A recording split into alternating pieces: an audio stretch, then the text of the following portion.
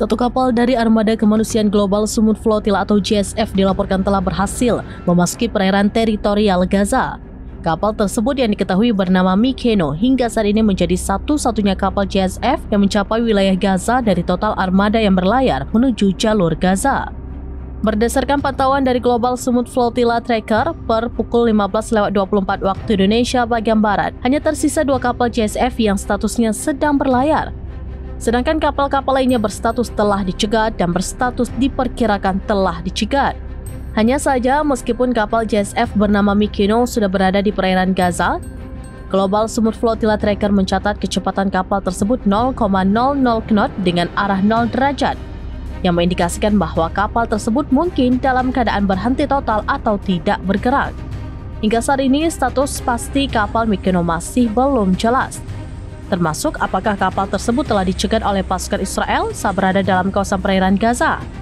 Sebelumnya, Komando Israel diketahui terus melakukan pencegatan terhadap kapal-kapal flotilla yang mendekati Gaza.